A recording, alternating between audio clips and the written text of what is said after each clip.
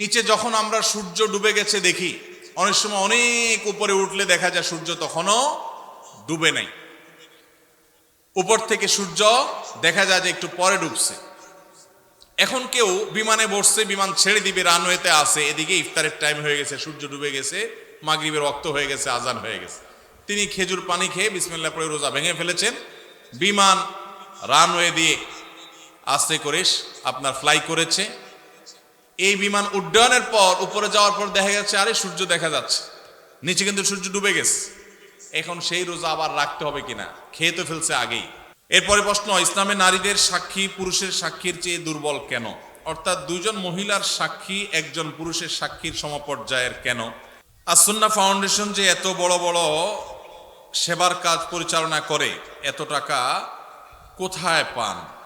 কি কি ধরনের গুনাহে লিপ্ত হলে আল্লাহ ওই ব্যক্তির দিকে মুখ ফিরিয়ে নেন, ওই ব্যক্তির দিক থেকে মুখ ফিরিয়ে নেন? এরপরে প্রশ্ন হলো, পরীক্ষার খাতায় বা কুইজে ভুল লিখে আসলে পরবর্তীতে দোয়া করে ভুল উত্তর সঠিক করার কোনো উপায় আছে কিনা? লা হাওলা ওয়ালা কুওয়াতা। এটা কি প্রশ্ন না তামাশা? এরপরে প্রশ্ন হলো, ধার্মিক পরেজগার আল্লাহ ভীরু অর্থাৎ ভালো ইসলামিক জ্ঞান সম্পন্ন মেয়ে জীবন সঙ্গী হিসাবে পেতে চাইলে কি করা উচিত? 2 বছর আগে একটি মেয়ের সাথে বিয়ের কথা হয়েছিল, এখন কোনো কারণ বশত হয় নাই, মাঝে কথা বন্ধ ছিল। 2 মাস আগে বাড়ির সব জানাই, আবার এখন ফ্যামিলি ভাবে কথা হয়, খোঁজ খবর নিয়ে আব্বা রাজি না এখন, কিন্তু মেয়ে নাকি আমাকে এখন খুব পছন্দ করে। আমি সব জায়গা থেকে ব্লগ দিয়েছি তাকে কষ্ট দেয়াতে এখন কোনো গুনাহ হবে কিনা আমার? আমি যদি 4টা বিয়ে করি তাহলে কি আমার সাথে 4টা বই জান্নাতে থাকবে? সরকারি জায়গায় মসজিদ করলে জুমার নামাজ হবে কিনা? দাড়িতে কাটিং করে ডিজাইন করা যাবে কিনা? নবীজি সাল্লাল্লাহু আলাইহি সাল্লাম বলেছেন, আল্লাহর সবচেয়ে ঘৃণিত মানুষ হলো যে অহংকার করার মতো কিছু নাই, অথচ তারপরও সেও অহংকার করে। আমরা এমন একটা সমাজে বসবাস করছি, একজন প্রাপ্তবয়স্ক মানুষ তো অনেক পরের কথা, ছোট ছোট বাচ্চা কাচ্চাকেও দেখবেন আচরণের মধ্যে এমন পরিমাণ যুদ্ধ ভাব, এমন পরিমাণ মার কাট ভাব, এমন পরিমাণ অহংকার ভাব, এমন পরিমাণ আপনার সব ভেঙে চুরে শেষ করে ফেলবে এমন ভাব। ঘরে ঘরে দেখবেন বাচ্চাদের মধ্যে টেন্ডেন্সি আসছে না, আসে নাই? আমরা আমাদের শৈশবে দেখেছি ছোট ছোট পিচ্চি পোলাপান একেবারে চুপচাপ থাকে, আর এখন দেখবেন যে 2, 3, 4 বছর পোলাপান পর্যন্ত দেখবেন যে চুন থেকে নুন খসলেই ভাঙচুর শুরু, রিয়্যাক্ট শুরু, ঠিক না বেঠিক? বাপমা পর্যন্ত তাদের সেই দুঃস্বভাবকে রোগ মনে করে না, তারা আবার অহংকার করে, অনেক রাগী। যেভাবে বলে তাতে মনে হয় যে বাপমা এটাতে অনেক গর্বিত, মানে তার মধ্যে ব্যাটাগিরি অনেক বেশি। আসলে যে বাচ্চা মোটামুটি রুগী হয়ে রয়েছে নানা কারণে, সেটা বোঝার মতো ক্ষমতা মা বাপের। ভাইরা আমার, নবী করিম সাল্লাল্লাহু আলাইহি সাল্লামের একটি হাদিস আপনাদেরকে শোনাতে চাই, আবু দাউদে বর্ণিত হয়েছে। নবীজি সাল্লাল্লাহু আলাইহি সাল্লামের সম্পর্কে বলেছেন, আনা যাইমুন বিবাইতিন ফি রাবাদিল জান্নাতি লিমান তারাকাল মিরাআ ওয়া ইন কানা মুহিক্কা। যে ব্যক্তি কোথাও ঝগড়া এড়ায় চলবে। কি এড়ায় চলবে ভাই? ঝগড়া।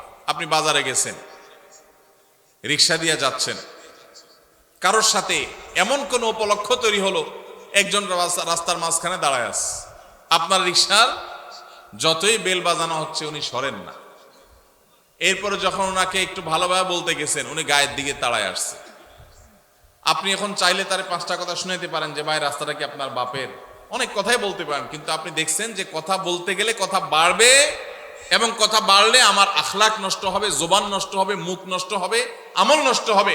এই জন্য আমি নিজে সত্যের উপর আছি, সে অন্যায় করতেছে এটা জানার পরও আমি তার সাথে ঝগড়া না করে মুখটা আরেক দিকে ফিরে আসতে বের হয়ে চলে আসলাম। নবীজি বলেছেন, এই কাজটা যারা নিয়মিত করতে পারবে, যারা এই কাজটা করবে, এই গুণ যারা অর্জন করবে, তিনি বলেছেন জান্নাতের এক পাশে তার জন্য একটা প্রাসাদের দায়িত্ব আমি নিলাম। আল্লাহু আকবার। আল্লাহ তাআলা আমাদের সবাইকে ঝগড়া বিবাদ এড়াবার তৌফিক দান করুন। অনেক আমলের কথাই তো শুনছেন ভাই, সুবহানাল্লাহ, আলহামদুলিল্লাহ, তাসবিহ, তাহলিল, জিকির, আজকার, অনেক আমলের কথা আমরা শুনছি। আজকে ভাই নতুন একটা আমলের কথা শুনলাম। এটাও যে আমল সেটা আমাদের অনেক ভাই ব্রাদাররা জানেন না। সে আমলটা হলো ঝগড়া করার সুযোগ আছে, স্কোপ আছে, গায়ের জোর আছে, সাথে লোক আছে, চাইলে কথা বাড়ানো যায়। এবং যার সাথে ঝগড়া তৈরি হয়েছে তিনি একটা ফালতু বিষয় নিয়ে আপনার সাথে ঝগড়া লিপ্ত হয়েছেন, তিনি একেবারে অন্যায়ের উপর আছেন, ভুলের উপরে প্রতিষ্ঠিত আছেন, আপনি পরিষ্কারভাবে দেখছেন তিনি রং, এরপরও তাকে রং জেনেও আপনি সত্য জানার পরেও শুধু ঝগড়াটাকে মিনিমাইজ করতে গিয়ে যে আমি কথা বাড়াতে চাই না, এই জন্য আমি হেরে গেলাম, কথা বাড়াইলাম না, এই কাজটা যদি করতে পারেন তাহলে নবীজি জান্নাতের চৌহদ্দির ভেতর একটা প্রাসাদ আল্লাহর কাছ থেকে আপনাকে পাইয়ে দেওয়ার দায়িত্ব নিয়েছেন। আল্লাহ আমাদের সবাইকে জান্নাতি হওয়ার তৌফিক দান করুন। ভাইরা আমার, এই আমলটা প্র্যাকটিস করবেন তো আজ থেকে ইনশাআল্লাহ। দিনে যদি একবার এই আমলের প্র্যাকটিস করতে পারেন, কয়বার? একবার। এভাবে যদি প্রতিদিন আপনি চেষ্টা করেন যে আমার সহপাঠীর সাথে, স্কুল কলেজে মাদ্রাসায়, আমার কোনো সহকর্মীর সাথে কর্মস্থলে, কিংবা পরিচিত অপরিচিত যে কোনো মানুষের সাথে কোনো পাবলিক প্লেসে, এমনকি নিজের বাসা বাড়িতে নিজের ঘরের লোকজনের সাথে কথা বাড়াইলেই বাড়ানো যায়। অন্যায়টা সে করছে আপনি জানেন, এরপরও যদি আপনার রাগটাকে হজম করে নেন তাহলে এই পুরস্কার আল্লাহ আপনাকে দিবেন। আপনি দুনিয়া থেকে জান্নাতি, এটার নিশ্চয়তা আল্লাহর কাছ থেকে আপনি করে যেতে পারবেন যদি আপনি ঈমান ফরজ আমলগুলোর পাশাপাশি এই আখলাকটা অর্জন করেন। চেষ্টা করা যাবে না ইনশাআল্লাহ? মুশকিল কি জানেন? মুশকিল হলো ইবলিস। ইবলিস কি বলবে জানেন? ইবলিস বলবে যে মাথা খারাপ, তুমি যদি এখন জবাবটা না দাও, উনি যে একটা অন্যায় কথা বললো এটার জবাব না দিলে এর মানে তুমি তার অন্যায়টাকে মেনে নিলা। ইবলিস বলবে কি বলবে না? এটারে বলে নেক্সুরত ধোকা। এটারে কি বলে ভাই? নেক্সুরত ধোকা। বুঝেন আপনারা? বুঝেন না? মানে দেখতে মনে হয় যে কাজটা ভালো কাজ, আসলে শয়তানি কাজ। আসলে কি কাজ? শয়তানি কাজ।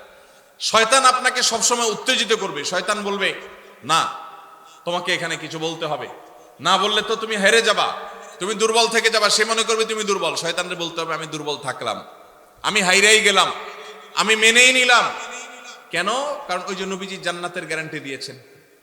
জাইম শব্দটি আরবিতে অত্যন্ত গুরুত্বপূর্ণ অর্থবহ একটা শব্দ। জাইম শব্দের মানে হলো জিম্মাদার, দায়িত্বশীল। নবীজি বলেছেন সে জান্নাত পাবে তা নয়, তিনি বলেছেন আমি দায়িত্ব নিলাম, দায়িত্ব গ্রহণ করলাম, আমি জাইম হলাম ওই ব্যক্তির যেই ব্যক্তি ঝগড়া পরিহার করলো, সে হকের উপর আছে, সত্যের উপর আছে, তারপর সে ঝগড়া করলো না। আল্লাহ আমাদের সবাইকে এই গুণটা অর্জন করার তৌফিক দান করুন। ভাইরা আমার, ঝগড়া এড়াবার চেষ্টা করবো তো ইনশাআল্লাহ। যদি ঝগড়া এড়াইতে পারেন, কথা বললেই কথা বাড়ে। এমন একটা কথা বলছে পুরো মেজাজটা গরম হয়ে গেছে, আমি এখন চাইলে আরেকটা কথা বলতে পারি কিন্তু বললাম না, বাহ্যিকভাবে হেরে গেলাম। শয়তান কিন্তু উস্কাবে, শয়তান কিন্তু খোঁচাবে, শয়তান কিন্তু উত্তেজিত করবে, বলবে যে আরে মাথা খারাপ, এইভাবে যদি হাল ছেড়ে দাও তো সবাই কি মনে করবে? মনে করবে এর দোষ ঠিকই আছে, নাহলে সে চুপ করে চলে গেলে কেন? সবাই মনে করুক আমাকে খারাপ, আল্লাহ আমাকে ভালো মনে করবে ইনশাআল্লাহ। এই গুণটা অর্জন করা যাবে ইনশাআল্লাহ। ভাই, একই হাদিস আবু উমামা বাহির রাদিয়াল্লাহু তাআলা বর্ণনা করেছেন, মুসনাদ সুনান আবু দাউদে বর্ণিত হয়েছে। এই হাদিসের পরের অংশে নবীজি বলেছেন ওয়া বিবাইতিন ফি ওয়াসতিল জান্নাতি লিমান তারাকাল কিযবা ওয়া ইন কানা মাযিহা। যে ব্যক্তি মিথ্যা কখনো বলে না, মিথ্যা কখনো বলে না, এমনকি রসিকতা করে মজা করেও কখনো, দুষ্টমি করেও কখনো সে মিথ্যা কথা বলে না। আজকাল যুবকদের মধ্যে দেখবেন দুষ্টমি করে হাসতে হাসতে, খেলার ছলে, বিনোদনের ছলে মিথ্যা কথা বলা, এটাকে অপরাধ পর্যন্ত মনে করছে না। মুসলমান সিরিয়াসলি তো মিথ্যা কথা বলবেই না, এমনকি দুষ্টমি করে মজা করে রসিকতা করে মিথ্যা বলতে পারে না। নবীজি বলেছেন কেউ যদি দুষ্টমি করেও মিথ্যা কথা বলা থেকে পরিহার করে, দুষ্টমি করতে যাচ্ছে, মিথ্যা বলতে যাবে, আল্লাহর ভয় এসেছে, সে পরিহার করেছে, তার জন্য আল্লাহ নবী সাল্লাল্লাহু আলাইহি ওয়াসাল্লাম বলেছেন জান্নাতের সেন্টার পয়েন্টে আমি তার প্রাসাদের দায়িত্ব নিলাম। এরপরে হাদিসের শেষ অংশে নবীজি বলেছেন ওয়া বিবাইতিন ফি আলাল জান্নাতি লিমান হাসানা খুলুকাহ। যে ব্যক্তি তার আচরণ সুন্দর করবে, কি সুন্দর করবে? আখলাক সুন্দর করবে, তার আচরণটা মধুর মতো হবে, তার কথা থেকে মধু ঝরবে, সবাই তার থেকে মিষ্টতা অনুভব করবে, তার কথার মধ্যে কর্কশ ভাব থাকবে না, বেয়াদবের মতো আচরণ করবে না, অহংকারের মতো আচরণ করবে না, ঝগড়াটে স্বভাবের হবে না, বিনয়ী হবে, বিনম্র হবে, মাটির দিকে চেয়ে চলবে। সে যখন হাঁটে তখন মনে হয় যে মাটিতেও টের পাচ্ছে না। কারোর সাথে ঝগড়া হলে আস্তে করে মাথাটা নিচু করে সে সেখান থেকে চলে যায়। সবাই তাকে বোকাশোকা মনে করে, কিন্তু এই যে নিরীহ কিসিমের মানুষ, জান্নাতীর মার্কা যাদের মধ্যে সবচেয়ে বেশি, সে মানুষ সম্পর্কে নবীজি বলেছেন যে ব্যক্তি তার সার্বিকভাবে আচরণটা সুন্দর করবে, কারোর হক মারবে না, সবার হক আদায় করে দিবে, সবার যার যার প্রাপ্য পরিশোধ করে দিবে, সবার সাথে আচরণটা সুন্দর করবে, কারোর সাথে রূঢ় আচরণ করবে না, খারাপ ব্যবহার করবে না, গালমন্দ করবে না, এবং মানুষের সামনে উচ্চবাচ্য করবে না, বেয়াদবি করবে না, ঝগড়া ফাসাদ করবে না, আখলাককে যে সুন্দর করবে, আচরণ যার ভালো হবে, যার অমায়িক আচরণে এলাকাবাসী সবাই বলবে হ্যাঁ লোকটার আচরণ অমায়িক। নবীজি বলেছেন এরকম যদি কেউ আখলাককে সুন্দর করতে পারে, জান্নাতের সর্বোচ্চ শিখরে, সর্বোচ্চ মাকামে আল্লাহ তাআলা তাকে প্রসাদ, আল্লাহর পক্ষ থেকে নবীজি প্রসাদ পাইয়ে দিবেন ইনশাআল্লাহ। ভাইরা আমার, আমরা আমাদের আখলাক সুন্দর করব তো ইনশাআল্লাহ। তাহলে এখানে জান্নাতের তিনটা স্তরের কথা আমরা জানলাম। নাম্বার 1, জান্নাতের এরিয়ার মধ্যে আল্লাহ নবী জান্নাতের একটা প্রাসাদের দায়িত্ব নিয়েছেন। নাম্বার 2, জান্নাতের একেবারে সেন্টার পয়েন্টে জান্নাতের দায়িত্ব নিয়েছেন, প্রাসাদের দায়িত্ব নিয়েছেন। আর জান্নাতের সর্বোচ্চ যে মাকাম বা স্তর আছে, সেই স্তরে আল্লাহ তাআলার পক্ষ থেকে আল্লাহ নবী সাল্লাল্লাহু আলাইহি সাল্লাম একটা প্রাসাদ নিয়ে দেওয়ার দায়িত্ব নিয়েছেন। এই যে তিনটা জান্নাতের স্তরের কথা নবীজি বলেছেন, এর কোনোটা দেখবেন আমাদের যে আমলগুলোকে আমরা সাধারণত জিকির আজকার, নফল রোজা, নফল নামাজ বা এই জাতীয় আমলগুলোকে আমরা একমাত্র নেকামল মনে করি, এরকম কোনোটার সাথে সম্পৃক্ত নয়। নবীজি যেগুলো বলেছেন তার সবগুলো সম্পর্ক হলো আমাদের আচরণের সাথে। কিসের সাথে ভাই? আচরণের সাথে। আজকের এই মাহফিল থেকে আচরণ সুন্দর করবো তো ইনশাআল্লাহ, আচরণ সুন্দর করবো তো ইনশাআল্লাহ। ঝগড়া করব না, ঝগড়া করব না। এই যে রমজান আসছে সামনে, একটা হাদিস আপনারা সবাই শুনেছেন, নবীজি সাল্লাল্লাহু আলাইহি সাল্লাম বলেছেন যে ব্যক্তি রোজাদার অবস্থায় তার সাথে কেউ ঝগড়া করতে আসলো, রোজাদার অবস্থায় কেউ কি করতে আসলো ভাই? ঝগড়া করতে আসলো। যখন কেউ কথা বাড়াচ্ছে, ঝগড়া করবে, এরকম পরিস্থিতিতে সে যদি বলে ইন্নী সায়েম, ইন্নী ইমরাউম সায়েম, আমি রোজাদার মানুষ, আমি তোমার ঝগড়ার উত্তর দিতে পারতাম কিন্তু দিলাম না, কারণ আমি রোজাদার, রোজাদার ঝগড়া করা নিষেধ। দেখুন নবীজি সাল্লাল্লাহু আলাইহি সাল্লাম রমজান মাসে রোজা রেখে ঝগড়া না করার যেন ট্রেনিং আমরা নেই, অভ্যাস যেন করি, এই জন্য পুরো রমজান মাসে ঝগড়া নিষিদ্ধ করে দিয়েছেন। অতএব ঝগড়া ছাড়ার এই অনুশীলন, এই ট্রেনিং, এই প্রশিক্ষণ, এই অভ্যাস আমরা গড়ে তুলব তো ইনশাআল্লাহ। আল্লাহ আমাদের সবাইকে সেই তৌফিক দান করুন। ভাইরা আমার, নবী করিম সাল্লাল্লাহু আলাইহি সাল্লামের এই একটা আমল, এটা যদি আমরা নিজেদের মধ্যে আনতে পারি, আমরা জান্নাতি হয়ে যাওয়ার পথ অনেক সহজ হয়ে যাবে। আল্লাহ আমাকে, আপনাকে, আমাদের সবাইকে আমলের তৌফিক দান করুন। ভাইরা আমার, এখন আপনারা বলবেন ভাই কোনো অন্যায় কাজের বিরুদ্ধে কি আমরা কথা বলবো না? সেখানে যদি বিতর্ক হয়, সেখানে যদি দুইটা কথা বাড়াবাড়ি হয়, তাও কি আমরা করব না? আল্লাহ তাআলা সে সম্পর্কে বলেছেন উদউ ইলা সাবিলি রাব্বিকা বিল হিকমাতি ওয়াল মাউইজাতিল হাসানা ওয়াজাদিলহুম বিল্লাতী হিয়া আহসান। আল্লাহর পথে আহ্বান করতে গিয়ে, মানুষকে ভালো পথে দাওয়াত দিতে গিয়ে যদি কখনো বিতর্ক, বর্ষা, কথা বাড়াবাড়ির দরকার হয়, তাহলে সেটা সর্বোত্তম উপায় হবে ফাইযাল্লাযী বাইনাকা ওয়া বাইনাহু আদাওয়া কাআন্নাহু ওয়ালিয়্যুন হামীম। আপনার এই বিবাদ, আপনার এই মতপার্থক্য, বিবাদ তো নয়, মতপার্থক্য, এটা এত সুন্দর হবে যে যার সাথে আপনি বিতর্ক করছেন সেখানেও মধুমাখা থাকবে, আন্তরিকতা থাকবে, মায়া মমতা থাকবে। আজকাল দেখবেন এক হুজুর আরেক হুজুরে জাহান্নামে পাঠিয়ে দিচ্ছে। ভাইরা আমার, ফতোয়া দিয়া মানুষকে জাহান্নামে পাঠিয়ে দেওয়া এটা আমাদের দায়িত্ব না। আমরা যদি কারোর ভুলও ধরতে হয়, সেখানেও সত্যিকার হিতাকাঙ্ক্ষিতা সুলভ মানসিকতা থাকতে হবে। আল্লাহ আমাদের সেই তৌফিক দান করুন। আমরা কারোর পেছনে শত্রু ভাবাপন্ন হয়ে তার পেছনে লাগবো না, তার ছিদ্রান্বেষণ করব না, তার দোষ তালাশ করে বেড়াবো না, তার গোষ্ঠী উদ্ধার করতে নামবো না। যদি করি তাহলে আমরা ভালো মুসলমান হতে পারবো। আজ আমাদের সমাজে নামাজি কালামি মানুষ কম বেশি পাবেন।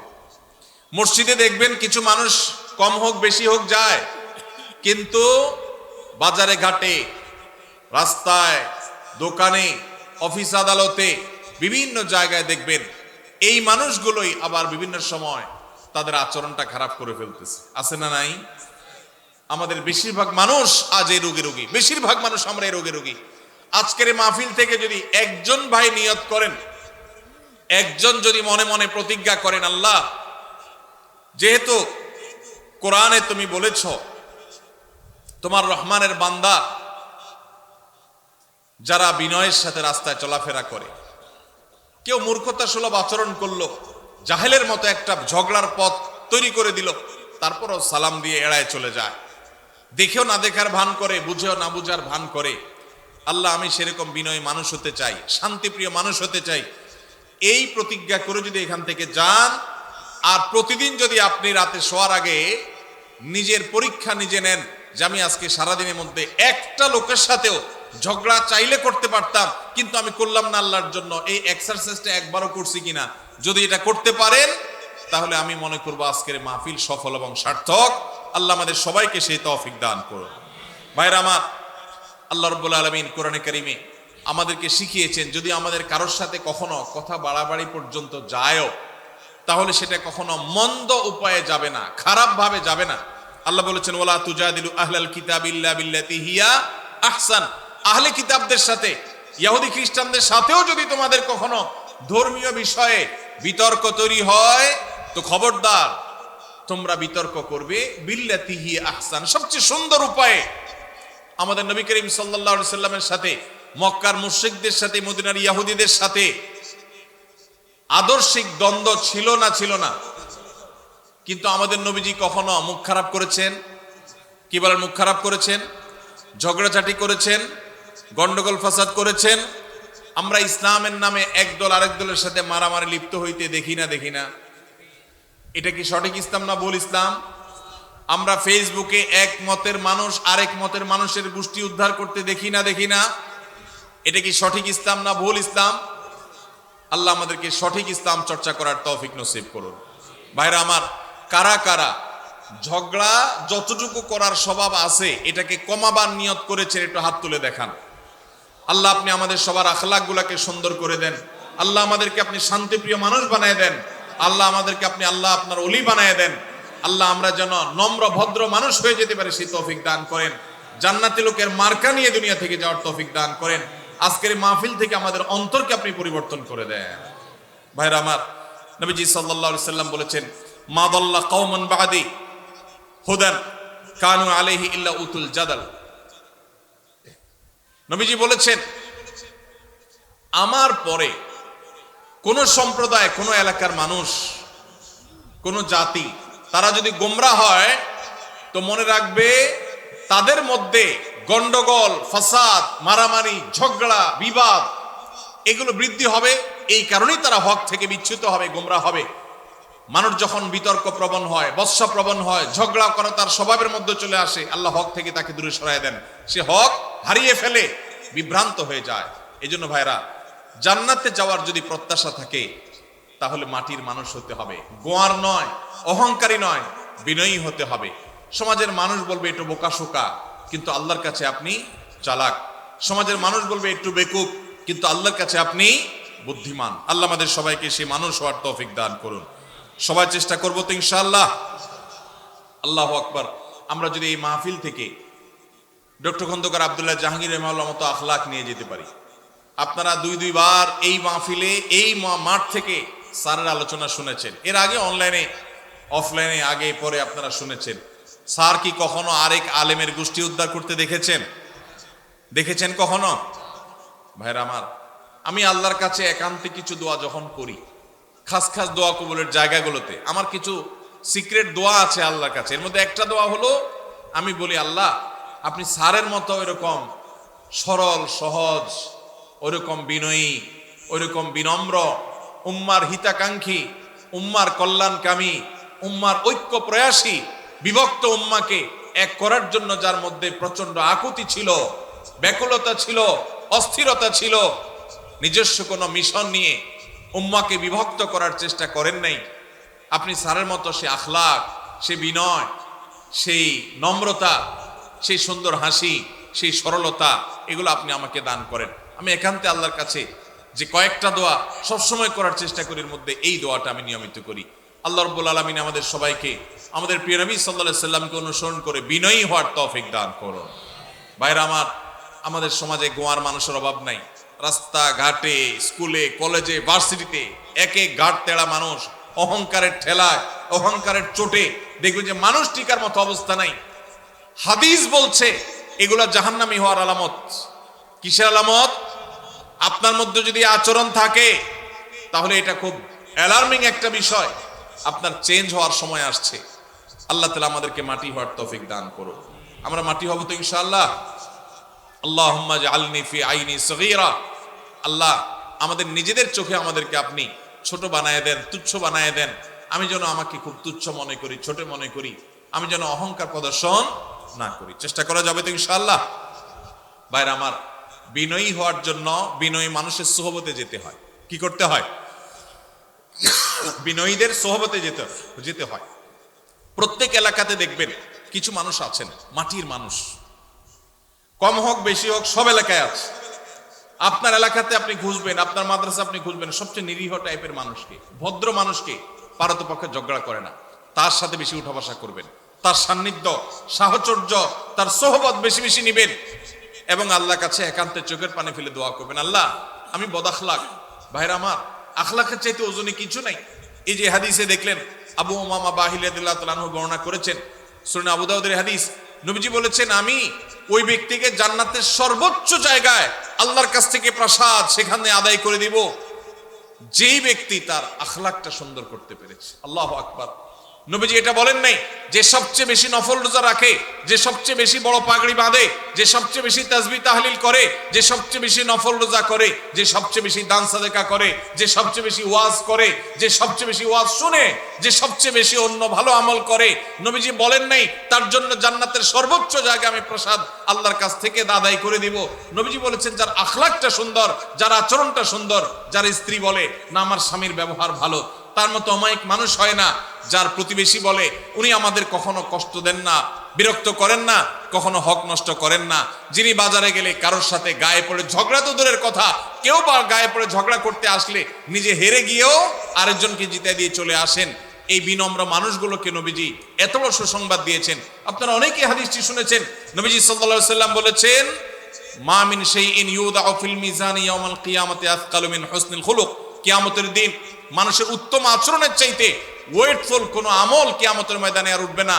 কিয়ামতের ময়দানে সবচেয়ে ভারী আমল হবে মানুষের উত্তম আচরণ। ভাই, কিয়ামতের দিন মানুষের আমল কি গণা হবে না মাপা হবে? আমল কি আল্লাহ তাআলা গণবেন না মাপবেন? তাহলে মাপলে আমল বেশি ওজনই যেন হয়, ওয়েটফুল যেন হয়, সেই চেষ্টা করতে হবে। যত আমল আছে এর মধ্যে ঈমানের পর সবচেয়ে ভারী আমল, সবচেয়ে ওয়েটফুল আমল হলো আমাদের আচরণগুলো। আচরণ সুন্দর করা যাবে তো ইনশাআল্লাহ। মুখ দিয়া যাদের গালি বাইর হয় তার আচরণ কি ভালো না খারাপ? গালি বাইর হলে আচরণ কি ভালো না খারাপ? এই মাহফিলে কয়জন বুকে হাত দিয়া বলতে পারবেন আমি কখনো কাউকে গালি দেই নাই বা দেই না? আমি হাত তুলতে বলতেছি না, হাত তুলতে বললে হয়তো একটাও বা দু চারটাও টিকবে কিনা সন্দেহ। ভাইরা আমার, অনেক ভালো ভালো মানুষ আছে, দাড়িও লম্বা আছে, মাথার টুপিটাও মাশাআল্লাহ অনেক সুন্দর। বাংলায় প্রবাদী আছে হাজী সাহেবের মুখ খারাপ, আছে না নাই? হাজী সাহেবের কি খারাপ? হাজী সাহেবের দাড়িটা খারাপ নাকি? টুপিটাও খারাপ না, জুব্বাটাও মাশাআল্লাহ মক্কা শরীফ থেকে আনছে, খারাপ না। শুধু খারাপ কোনটা? মুখটা খারাপ। এই মুখ খারাপ ওয়ালা মানুষ কি ভালো আচরণকারী না খারাপ আচরণকারী? খারাপ আচরণ মানুষকে সবচেয়ে বেশি জাহান্নামে নিয়ে যাবে। নবীজি সাল্লাল্লাহু আলাইহি সাল্লাম বলেছেন আলা আদুল্লুকুম, তোমাদেরকে কি আমি বলে দিব না? নবীজিকে জিজ্ঞাসা করা হয়েছিল সুইলা রাসূলুল্লাহ সাল্লাল্লাহু আলাইহি সাল্লাম আন আকসারি মা ইউদখিলুন নাস আল জান্নাহ, সবচেয়ে বেশি মানুষকে জান্নাতে নিবে কোন জিনিসে? ভাইরা আমার, জানা আছে কারো? সবচাইতে জান্নাতে মানুষকে বেশি নিবে কিসে? নবীজি বলেছেন আল ফামু ওয়াল ফারাজ। আল ফামু ওয়াল ফারাজ, এই ঠোঁট, এই মুখ, এটা দিয়ে যদি সে সুন্দর কথা বলে, খারাপ কথা না বলে, এই মুখকে যদি সে সুন্দরভাবে ব্যবহার করতে পারে আর সম্ভ্রমকে যদি কেউ রক্ষা করতে পারে। এখন দেখবেন এই দুইটার দুর্ভিক্ষ চলছে, সবই পাবেন, নামাজি, রোজাদার, হাফেজ, আলেম, হাজি সাহেব, গাজী সাহেব, দানকারী সাহেব, জুব্বালা সাহেব, দাড়িয়ালা সাহেব, পর্দালা সাহেব, বোরকালা সাহেব, সব সাহেব কম বেশি পাবেন।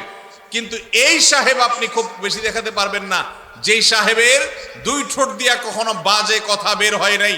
তার স্ত্রী সাক্ষ্য দিবে যে আমি এত বছর সংসার করেছি, মুখ দিয়া কখনো একটা খারাপ কথা বের হয় নাই। এই মায়ের পুত যদি কারোর থাকে, তাহলে এই লোকটা হলো জান্নাতি।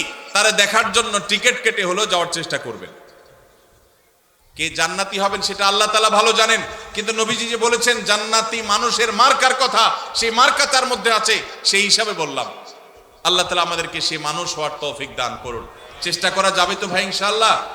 ভাইরে, আচরণটা সুন্দর করেন, আসেন আচরণটাকে, ব্যবহারটাকে সুন্দর করি, অমায়িক করি। চেষ্টা করা যাবে না ইনশাআল্লাহ? আল্লাহর কাছে আসেন, একটু দোয়া করি, আল্লাহ আমাদের আখলাকটা আপনি সুন্দর করে দেন। বলেন, আল্লাহ আমাদের আখলাকটা আপনি সুন্দর করে দেন। নবীজি দোয়া শিখাইছেন, তিরমিজিতে দোয়া বর্ণিত হয়েছে। দেখেন কত দোয়া নবীজি শিখাইছেন। আমরা শুধু ওই ইফতারের দোয়া জানি, খাওয়ান দাওয়ানোর দোয়াটা ভালো জানে বাঙালি, আর ঘুমের দোয়াটা আল্লাহুম্মা বিসমিকা আমুতু আহিয়া বেশিরভাগ লোক জানেন, আর খাইতে হয় বিসমিল্লাহ পড়ে, এটা সবাই জানেন। ইফতারের সময় দোয়া পড়তে হয়, এটা জানেন মাশাআল্লাহ। কিন্তু অনেক ইম্পর্টেন্ট দোয়া আছে, অনেকে আছেন জীবনে একবারও শুনেন নাই। তিরমিজি বর্ণিত হাদিস, নবীজি সাল্লাল্লাহু আলাইহি সাল্লাম দোয়া করতেন আল্লাহর কাছে, আল্লাহুম্মা হদিনি লি আহসানিল আখলাক। আল্লাহ, সবচেয়ে সুন্দর আচরণটা যেন আমার হয়। আল্লাহ, আমার এই এলাকায় ধামুরার মধ্যে যত মানুষের আচরণ হবে, এর মধ্যে সবচেয়ে অমায়িক আচরণটা যেন আমার হয়। আল্লাহ, আল্লাহুম্মা হদিনি লি আহসানিল আখলাক। আল্লাহ, সুন্দর আখলাকের পথে আপনি আমাকে পরিচালিত করেন। ওয়ালা ইয়াহদি লি আহসানিহা ইল্লা আন্ত। আল্লাহ, আপনি ছাড়া কেউ আমার আখলাক শুধরাতে পারবে না। আমার আচরণ এত খারাপ যে আমাকে শুধরাইতে হলে আল্লাহর কাছে দোয়া করতে হবে। নবীজি দোয়া শিক্ষা দিয়েছেন সেজন্য। ওয়ালা ইয়াহদি লি আহসানিহা ইল্লা আন্ত। আল্লাহ, উত্তম আখলাকের পথে আপনি ছাড়া কেউ পথ দেখাতে পারবে না। ওয়াসরিফ আন্নি সাইয়্যাহা ওয়ালা ইয়াসরিফ আন্নি সাইয়্যাহা ইল্লা আন্ত। আল্লাহ, খারাপ যে আখলাক, বদ আখলাক, দুরাচরণ, কথার মধ্য থেকে গন্ধ বের হয়, কথার মধ্যে কর্কশ ভাব, কথা বললে মুখ খারাপ হয়, কথা বললে ঝগড়াঝাটি হয়। আল্লাহ, এই যে আমার মধ্যে চাল টাইপের আচরণ, এই যে নোংরা আচরণ, আল্লাহ, এটা থেকে আপনি আমাকে বাঁচায় দেন। আল্লাহ, আমাকে এখান থেকে সরায় দেন। ওয়াসরিফ আন্নি সাইয়্যাহা। আল্লাহ, খারাপ আখলাক থেকে আপনি আমাকে সরায় দেন। ওয়ালা ইয়াসরিফ আন্নি সাইয়্যাহা ইল্লা আন্ত। আপনি ছাড়া কেউ খারাপ আচরণ শুধরাইতে পারবে না। এজন্য ভাই, আল্লাহর কাছে দোয়াও করব, আবার ভালো আখলাকি মানুষের সোহবত, সংস্রব, সান্নিধ্য নিব।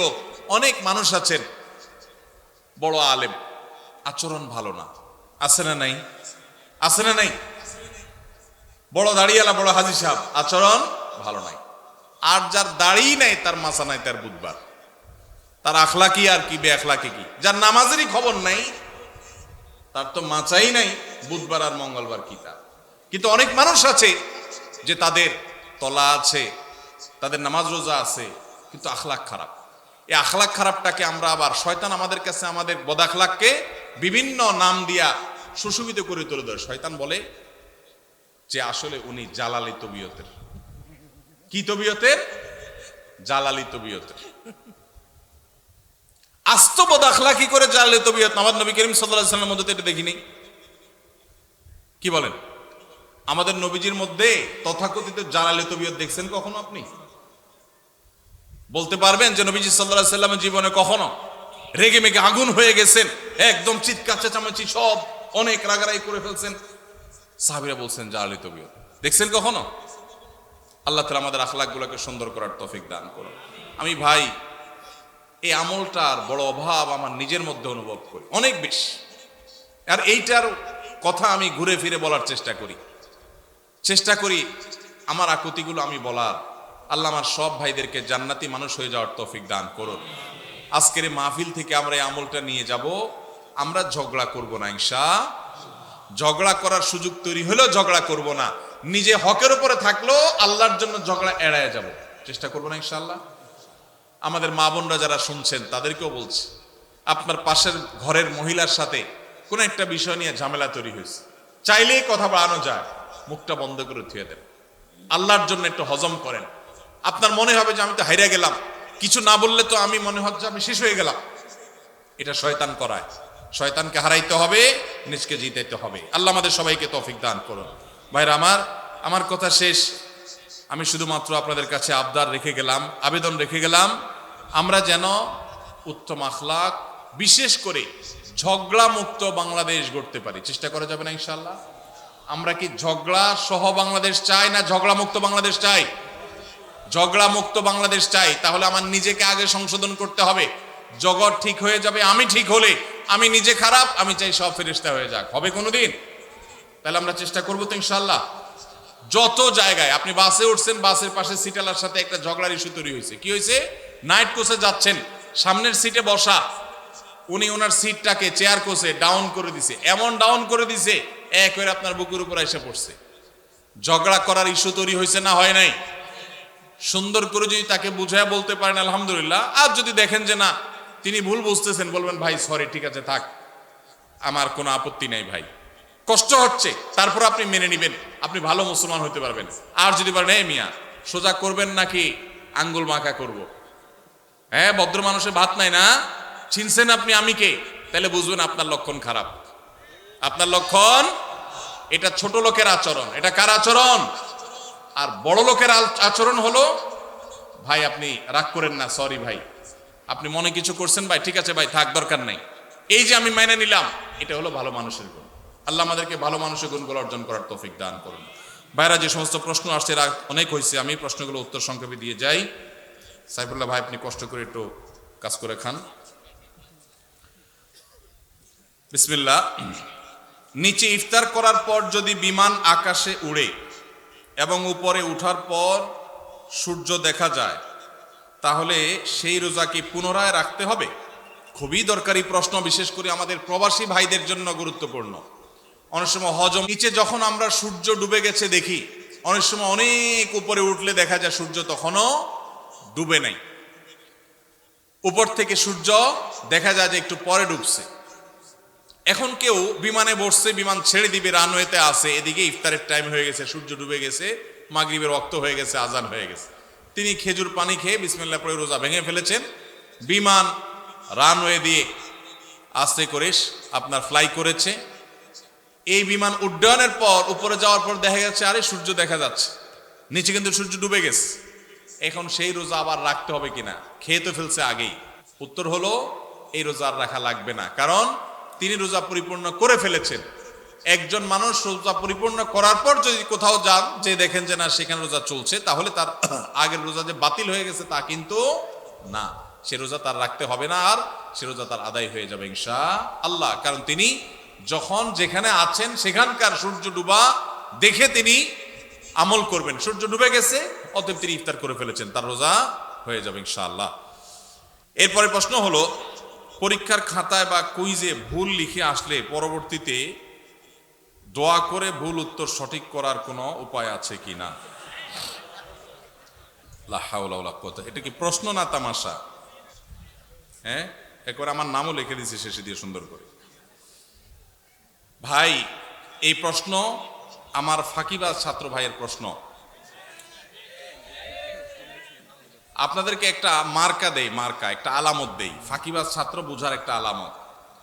হুজুরদের কাছে যেসব ছাত্র প্রশ্ন দিবে, হুজুর কোন আমল করলে পরীক্ষার খাতা একেবারে ফরফরায় লিখতে পারবো, সহজে লিখতে পারবো, একটু কলম পড়া দেন হুজুর, ফু দিলে জানে কলম একেবারে গুলির মতো চলতে থাকে। এগুলো বেশিরভাগই ফাঁকিবাজ ছাত্রদের আলামত। ভালো ছাত্র যারা, তারা পড়ালেখা করে ঠিকঠাক মতো, আবার আল্লাহর কাছে দোয়া করে যায় পরীক্ষা দেয়, শেষ।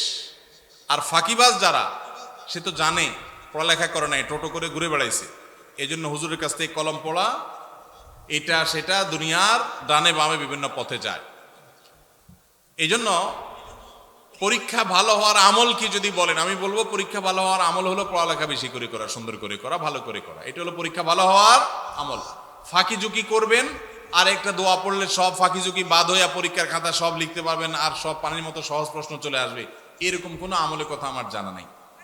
ইসলাম অলসদের জন্য না, ইসলাম পরিশ্রমীদের জন্য। নবীজি আল্লাহর কাছে পানা চাইতেন, আল্লাহুম্মা ইন্নী আউযু বিকা মিনাল আজজি ওয়াল কাসাল, আল্লাহ আপনার কাছে আমি অলসতা থেকে পানা চাই, আপনি অলস থাকবেন আর বলবেন আমি শুয়ে থাকবো, আল্লাহ আমার মুখে খাবার পাঠায় দেখ, এরকম কোনো আমল আমার জানা নাই।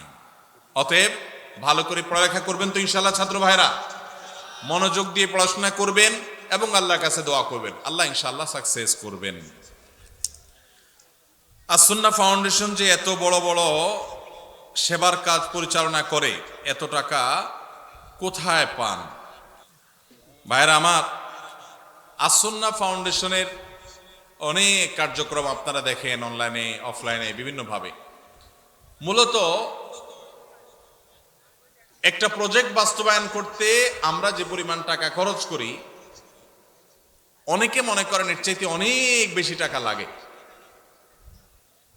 আমাদের দেশে রাষ্ট্রের সম্পদ যদি অপচয় তসরুফ না হতো, তাহলে এই দেশ শুধু রাষ্ট্রের যে সম্পদ খরচ করা হয় ওইটা দিয়েই রাষ্ট্রশূন্য হয়ে যেত, খুব বেশি কিছু লাগতো না। শুধু দুর্নীতি বন্ধ করলে,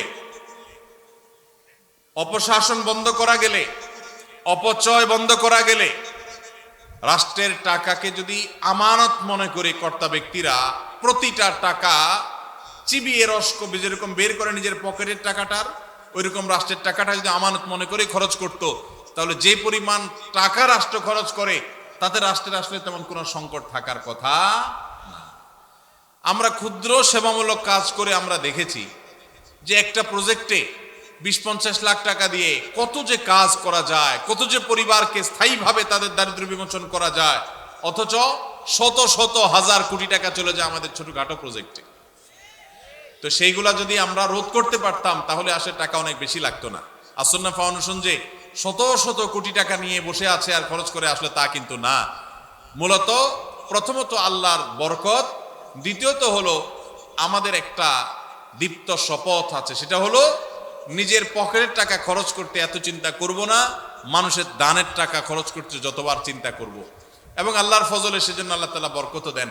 এবং সেই সাথে যেই টাকা আসে তার সবই হলো আপামর সাধারণ মানুষের টাকা, একেবারে মাছ পিপল, একেবারে সাধারণ মানুষের যে টাকা, সেটা দিয়ে আস-সুন্নাহ ফাউন্ডেশন চলে আলহামদুলিল্লাহ।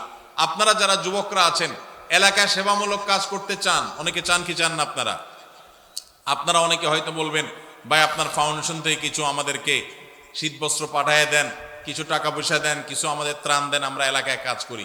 যুবকদেরকে বলতে চাই, আপনারা যদি এলাকায় সেবামূলক কাজ করতে চান, আপনার এলাকায় সেই সব সেবার কাজ শুরু করে দেন যেগুলোতে টাকার দরকার হয় না।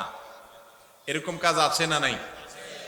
আপনার এলাকাতে একটা রাস্তা ভাঙা, আপনারা 4-5 যুবক মিলে সেই রাস্তাটা, ভাঙা রাস্তাটা মেরামত করে দেন শারীরিক পরিশ্রম করে। সম্ভব কি সম্ভব না?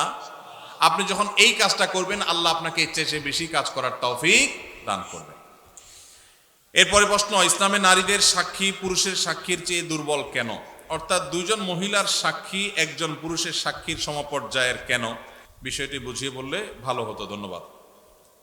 দেখুন,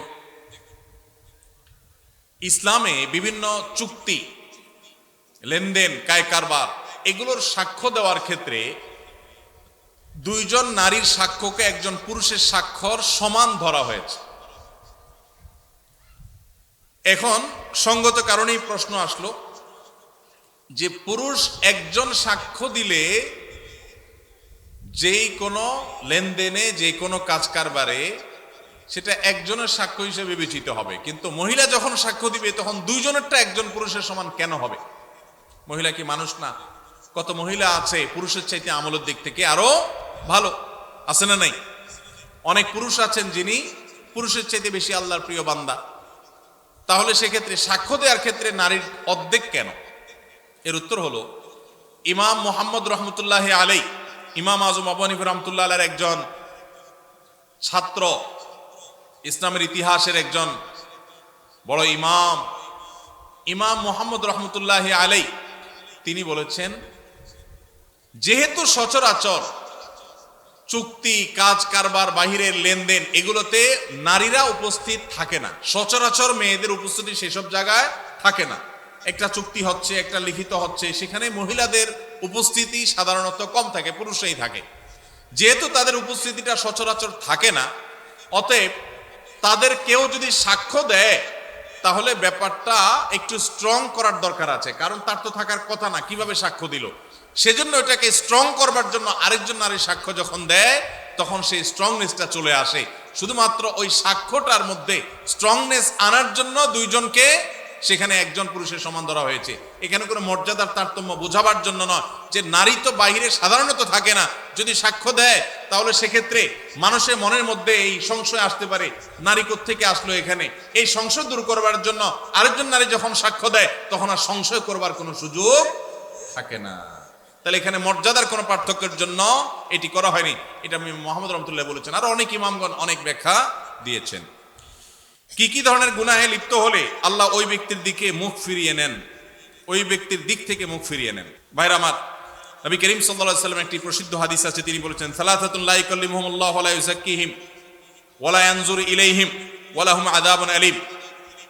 তিন শ্রেণী মানুষ আছে, তাদের জন্য চারটা শাস্তি হবে। কয়টা শাস্তি হবে? চারটা। কয় শ্রেণী মানুষের জন্য? তিন শ্রেণী মানুষের জন্য। নাম্বার এক, শাইখুন জানিন, যে ব্যক্তি বয়স্ক হয়েও ব্যভিচারে লিপ্ত হয়েছে, এই ব্যক্তির সাথে আল্লাহ কিয়ামতের দিন কথা বলবেন না, আল্লাহ তাকে পবিত্র করবেন না, তার দিকে চেয়ে তাকাবেন না, এবং তাকে কঠোর শাস্তি দিবেন যে সে প্রাপ্তবয়স্ক বিবাহিত বৃদ্ধ, এরপরও সে জেনায় কেন লিপ্ত হলো। নাম্বার দুই, ওয়া মালিকুন কাযযাব, যেই রাজা, যেই শাসক প্রজাদের সাথে মিথ্যা কথা বলে, প্রতারণা করে, ডাহা ডাহা মিথ্যা কথা বলে, এরকম বাদশাহ, এরকম রাজা, এরকম শাসক, তাদেরকে নবী সাল্লাল্লাহু আলাইহি ওয়াসাল্লাম বলেছেন কিয়ামতের দিন আল্লাহ তাদের সাথে কথা বলবেন না, তাদের গুনাহগুলোকে মাফ করবেন না, পবিত্র করবেন না, এবং আল্লাহ তাদের দিকে তাকাবেন না, চেয়ে দেখবেন না, এবং তাদের জন্য কঠোর শাস্তি রয়েছে। আর তিন নম্বর হলো ওয়াইলুন মুস্তাকবির, যেই গরিব পরিবার, মানুষটা গরিব আবার অহংকার করে, তো এই ব্যক্তিকেও আল্লাহ রাব্বুল আলামিন কিয়ামতের ময়দানে এই শাস্তিগুলো দিবেন। এরপরে প্রশ্ন হলো, ধার্মিক পরেজগার আল্লাহ ভীরু অর্থাৎ ভালো ইসলামিক জ্ঞান সম্পন্ন মেয়ে জীবন সঙ্গী হিসাবে পেতে চাইলে কি করা উচিত?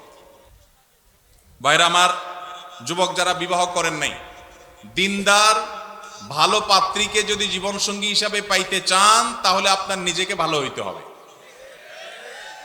আপনি লাগাবেন তাল গাছ, আশা করবেন আম, সম্ভব? অনেক যুবক আছে নিজে সব দুই নম্বরই কাজ করে বেড়াবে, আর বিয়ের আগে মহিলা মাদ্রাসার প্রিন্সিপালের কাছে যায় কানে কানে বলে, হুজুর একটা ভালো মেয়ে দেখেন। আছে না নেই? তো এটা কোনো ভালো মুসলমানের আলামত না। আপনি নিজে ভালো হওয়ার চেষ্টা করেন, এটা হলো ভালো মেয়ে পাওয়ার সবচেয়ে বড় উপায়। নাম্বার দুই, সূরা ফুরকান আয়াত নম্বর ৭৪, রব্বানা হাব লানা মিন আজওয়াজিনা ওয়া যুররিয়াতিনা কুররাতা আয়ুন ওয়াজআলনা লিল মুত্তাকিনা ইমামা। বেশি বেশি পড়বেন, আল্লাহ নেককার জীবন সঙ্গী যেন পাই, এই দোয়া বেশি বেশি পড়বেন। সূরা ফুরকান আয়াত নম্বর কত? ৭৪। আর নিজে ভালো আমল করবেন আর ভালো নেককারদের সাথে থাকবেন, ইনশাআল্লাহ দেখবেন আল্লাহ ভালো জীবন সঙ্গী দান করবেন। সূরা বাকারা ২৫৬ নম্বর আয়াতে বলা হয়েছে দিনের ব্যাপারে কোনো জবরদস্তি কিংবা বাধ্যবাধকতা নাই। তাহলে আমার প্রশ্ন, মেয়েদের পর্দা করাটা কি বাধ্যতামূলক? কারণ পর্দার কথা বললে অনেকে আয়াতের উদ্ধৃতি দেয়। ভাইরা আমার, আল্লাহ বলেছেন যে ইসলামে কোনো জবরদস্তি চলবে না, লা ইকরাহা ফিদ্দীন, ইসলামে কোনো বাধ্যবাধকতা চলবে না। এর মানে কি? এর মানে কাউকে জোর করে মুসলমান বানানো যাবে না। আপনি যখন ইসলামে ঢুকে গেছেন তখন তো আপনি আল্লাহর সমস্ত বিধিবিধান মেনে নিচ্ছেন মাথা পেতে, সেটা তো মানতে আপনি বাধ্য। আপনি নিজের উপর নিজে সেটা আবশ্যিক করে নিয়েছেন। হ্যাঁ, আপনাকে অন্য আরেক মুসলমান বাধ্য করবে না, কিন্তু আল্লাহই আপনাকে বাধ্য করেছেন, আপনি নিজে সেটাকে গ্রহণ করেছেন। সেজন্য কোন নারী যদি নিজেকে মুসলমান দাবি করেন তার জন্য পর্দা মেনে চলাটা সুন্নত না ফরজ? ফরজ। ২ বছর আগে একটি মেয়ের সাথে বিয়ের কথা হয়েছিল, এখন কোনো কারণ বশত হয় নাই, মাঝে কথা বন্ধ ছিল। ২ মাস আগে বাড়ির সব জানাই, আবার এখন ফ্যামিলি ভাবে কথা হয়, খোঁজ খবর নিয়ে আব্বা রাজি না এখন, কিন্তু মেয়ে নাকি আমাকে এখন খুব পছন্দ করে। আমি সব জায়গা থেকে ব্লগ দিয়েছি তাকে কষ্ট দেয়াতে এখন কোনো গুনাহ হবে কিনা আমার? ভাইরা আমার, যদি কোনো কারোর সাথে বিয়ের আলাপ সালাপ হয়, কোনো কারণে পারিবারিকভাবে কোনো কারণে বিয়েটা আর হলো না, তাহলে তার সাথে পরবর্তীতে ইনবক্সে, মেসেঞ্জারে, হোয়াটসঅ্যাপে ইটিশ পিটিশ আলাপ করা যাবে না যাবে না? যদি করেন তাহলে সেটা হবে জেনা। সেটা হবে কি? জেনা। এখন যদি বলেন যে না, সে মেয়ে আমাকে ডিস্টার্ব করে, হাই হ্যালো জিজ্ঞাসা করে, আজেরা কথা জিজ্ঞাসা করে, তাহলে সোজা ব্লক মারবেন। সোজা কি মারবেন? আর এই ব্লক মারলে যদি মনে হয় যে না, তিনিও তো একজন মানুষ, তার মনে কষ্ট দিলে কি আল্লাহ খুশি হবে? তাহলে বুঝবেন যে সাক্ষাৎ শয়তান হাজির হয়ে গেছে। কি হাজির হয়ে গেছে? শয়তান হাজির হয়েছে। কারণ শয়তান আপনাকে মানবিক ভালো মানুষ বানানোর চেষ্টা করছে। আসলে এটা হলো নেক্সুরাতে ধোঁকা। আপনাকে আসলে শয়তান জেনার দিকে নিয়ে যেতে চায়। অন্যায় থেকে বাঁচার জন্য, হারাম থেকে বাঁচার জন্য যদি কাউকে আপনি ব্লক লিস্টে রাখেন, ইনশাআল্লাহ গুনাহ তো দূরের কথা, উল্টা সওয়াব হবে আল্লাহর কাছ থেকে। আল্লাহ আমাদেরকে তৌফিক দান করুন। আমার নাম আব্দুল্লাহ খান, আমি একজন মালয়েশিয়ান প্রবাসী। আমার প্রশ্ন হচ্ছে, আমি জানি রমজান মাসের শেষ 10 দিনে বেজোড় রাতের মধ্যে শবে কদর রাত, কিন্তু সৌদি আরবে একদিন আগে শবে কদর পালিত হয়, আমাদের বাংলাদেশে একদিন পরে শবে কদর পালিত হয়। পৃথিবীতে শবে কদর রাত কি 2 বার আসে বা হয়? ভাইরা আমার, অনেক কমন একটা প্রশ্ন। এই প্রশ্নের উত্তর হলো, আল্লাহ রাব্বুল আলামিন পৃথিবীর যে প্রান্তের মানুষের জন্য যখন বেজোড় রাত হবে তাদের জন্য তখন শবে কদর দিবেন। এটা অস্বাভাবিক নয় যে বাংলাদেশের মানুষ যে রাত শবে কদর করেছে, সৌদি আরবের মানুষ ভিন্ন রাত শবে কদর করেছে। কারণ আমাদের এখানে যখন এখন রাত চলছে, ঠিক এই টাইমে আমেরিকাতে ফকফকা দিনের আলো। ঠিক না ভাই? ঠিক। তাহলে আমাদের যদি এখন শবে কদর হয়, আমেরিকান মানুষদেরকে এখন শবে কদর হওয়ার সুযোগ আছে? শবে কদর মানে হলো কদরের রাত, তাদের তো রাতই না, এখন দিন। তাহলে বোঝা গেল লাইলাতুল কদর এক এক দেশে এক এক অঞ্চলে এক এক সময় হতে পারে। এখন আপনি প্রশ্ন করতে পারেন যে এক এক এলাকায় যদি এক এক সময় রাত হয়, লাইলাতুল কদর হয়, তো আল্লাহ তো লাইলাতুল কদরে দুনিয়ার আসমানে নেমে আসেন, তো এক এক অঞ্চলে এক এক সময় হলে আল্লাহ কখন কোথায় থাকেন? এর উত্তর হলো, আমরা মানুষ এক জায়গায় উপস্থিত হলে আরেক জায়গায় উপস্থিত থাকি না। আল্লাহকে আমরা আমাদের মতো বিবেচনা করি। আল্লাহ রাব্বুল আলামিন তিনি সবকিছু করতে পারেন। একই সময় কোথাও তিনি উপস্থিত, আবার কোথাও অনুপস্থিত। একই সময় কাউকে তিনি মৃত্যু দিচ্ছেন, আবার কোথাও কাউকে জীবন দিচ্ছেন। তার সাথে আমাদের সক্ষমতার কোনো তুলনা চলে না। তার জন্য কোনো অসম্ভব বলতে কোনো কিছুই নাই। সূর্য একসাথে বহু জায়গায় তার উপস্থিতি জানান দিতে পারে, কিন্তু আমরা এক জায়গায় গেলে আরেক জায়গায় যাইতে পারি না। বিধায় এখানে পার্থক্য আছে। সরকারি জায়গায় মসজিদ করলে জুমার নামাজ হবে কিনা? সরকারি জায়গায় যদি মসজিদ করেন, জুমার নামাজ হবে কিনা? উত্তর হলো, জুমার নামাজ তো হয়ে যাবে, কিন্তু সরকারি জায়গা মসজিদ বানাবার জন্য আপনি অবশ্যই যথাযথ কর্তৃপক্ষের অনুমতি নেবেন, নিয়মতান্ত্রিকভাবে মসজিদ করবেন। মসজিদ আল্লাহর ঘর, সেটা এই জন্য যেখানে সেখানে করবেন। সরকারি জায়গা পাইলেন আর মসজিদ একটা বানায় দিলেন, আদৌ দরকার আছে কিনা সেটার কোনো বিবেচনা নাই, এটা করা উচিত না। তবে এটা ঠিক, মুসলিম প্রধান দেশে মুসলমানদের নামাজ পড়ার জন্য একটা সরকারি বিরাট বড় এরিয়া আছে, সেখানে অনেক মুসলমান বসবাস করে, সেখানে নামাজ পড়ার জায়গা করে দেওয়া সেখানকার কর্তব্য ব্যক্তিদের কর্তব্য, তাদের কাছে সেটা আদায় করতে হবে। কিন্তু তাই বলে আপনি চাইলেন আর খেয়াল খুশি মতো যেখানে সেখানে মসজিদ করে নিলেন, এটা করা যাবে না। সরকারি জায়গা না, শুধু অন্য কারোর জায়গাতে এরকম মসজিদ করা উচিত না। তবে যদি করেন কেউ, সেই জায়গায় নামাজ আদায় করলে নামাজ হয়ে যাবে, কিন্তু নিয়মতান্ত্রিকভাবে মসজিদ আদায় করতে হবে, বানাইতে হবে। মসজিদে চেয়ারে বসে নামাজ পড়লে নামাজ হবে কিনা? ভাই, মসজিদে চেয়ারে বসলে নামাজ পড়লে নামাজ হবে কিনা? উত্তর হলো, যদি কেউ রুকু সেজদা দিতে অপারগ হন, অসুবিধা হন, তাহলে তার জন্য এটা জায়েজ হবে। কিন্তু আমাদের দেশে অনেকে একটু কোমর ব্যথা, একটু শরীরটা খারাপ লাগে, মেজমেজ করে চেয়ারে বসে নামাজ শুরু করে দেয়। এইরকম যদি করে তাদের নামাজ হবে না। কারণ আল্লাহ বলেছেন ওয়াকুমু লিল্লাহি কানিতিন, নামাজের মধ্যে দাঁড়ানোটা কি সুন্নত না নফল? ফরজ। এই ফরজ তরক করে যদি আপনি বলেন যে শরীরটা খারাপ লাগতেছে, চেয়ারে বসে গেলাম, একটু ভাবসাব ধরলাম, তাহলে নামাজ হবে না। যার রুকু সিজদা করার ক্ষমতা নাই, ডাক্তার তাকে কঠোরভাবে নিষেধ করেছে, মারাত্মক পেইন হয়, তার জন্য জায়েজ আছে। বাকি যেন তেন উসিলাতে এটা করা যাবে না। আমি যদি 4টা বিয়ে করি, তাহলে কি আমার সাথে 4টা বই জান্নাতে থাকবে? ভাইরা আমার, এই প্রশ্ন যে করছে, একটাও তার কপালে এখন জুটছে কিনা আমার সন্দেহ আছে। এরকম বেশি বেশি ইটিস পিটিস করার লোকগুলোর আলামত বেশি ভালো হয় না, সাধারণত ব্যতিক্রমও আছে। তো যাই হোক ভাই, আপনি নিজের জান্নাতের চিন্তা চাইতে 4 বউয়ের জান্নাত নিয়ে চিন্তায় আছেন। মানুষ কত রকমেরই থাকে, মাশাআল্লাহ। তো এটা নির্ভর করবে আমলের উপর ভাই। আপনার বউ 1 জন না 2 জন, 3 জন না 4 জন, এটা ইস্যু না। ইস্যু হলো যে সবাইকে জান্নাতি বানাতে পারলেন কিনা, আপনি নিজে জান্নাতি হতে পারলেন কিনা। যদি সবাই জান্নাতি আমল করেন, তাহলে সবাই জান্নাতে যাবেন। আল্লাহ না করুক যদি 2 জন জান্নাতি আমল করেন, তাহলে 2 জন জান্নাতে যাবেন। যে জান্নাতি আমল করবে সেই জান্নাতি যাবেন। আপনি নেককার মানুষ হলেন, আপনার বউ 4টা হলো, 4টাই একেবারে বাই ডিফল্ট ফ্যামিলি মেম্বার হিসাবে অটো পাস পেয়ে যাবে। দুনিয়াতে অটো পাস আছে, আল্লাহর কাছে অটো পাস বলতে কিচ্ছু। যার যার আমল করেই তাকে পার হইতে। দুনিয়াতে মামু খালুগিরি চলে, আখিরাতে আল্লাহর কাছে চলবে আপনার মামু আছে, নেতা আছে, গোতা আছে, দুনিয়াতে পার হতে পারবেন, ওখানে এই সমস্ত ধানায় পানায় চলবে না। যার আমল ভালো হবে সে আল্লাহর কাছে জান্নাত পাবে। দাড়িতে কাটিং করে ডিজাইন করা যাবে কিনা? দাড়িতে কাটিং করে ডিজাইন করা বলতে যদি বুঝান ওই যে ফ্রেঞ্চ কাট এটা সেটা, তাহলে এটা দাড়ির সাথে একটা তামাশা এবং মশকরা করা। নবী করিম সাল্লাল্লাহু আলাইহি সাল্লাম বলেছেন, আফুল্লুহা, তোমরা দাড়িকে লম্বা করো, আর খুল্লুহা, দাড়িকে ছেড়ে দাও। পরিষ্কার নির্দেশ নবীজির। কোন একটা হাদিসে নবীজি সাল্লাল্লাহু আলাইহি সাল্লাম আমাদেরকে দাড়িতে কাটিং আর স্টাইল করতে বলেন না, এটা স্টাইলের জিনিস না। যারা দাড়ি রাখতে ইতস্তত বোধ করেন তাদেরকে বিনয়ের সাথে বলতে চাই, এটা পুরুষত্বের মার্কা। এটা কিসের মার্কা?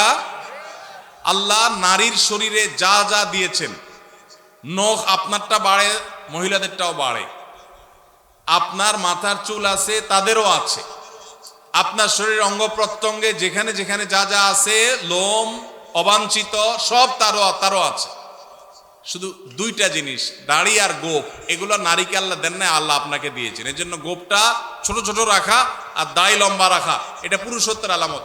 এখন আপনি যদি বলেন যে আমি হিজড়া হয়ে যাব, তাহলে আমার কি করার? আল্লাহ আমাদের ভাইদেরকে হেদায়েত দান করুন।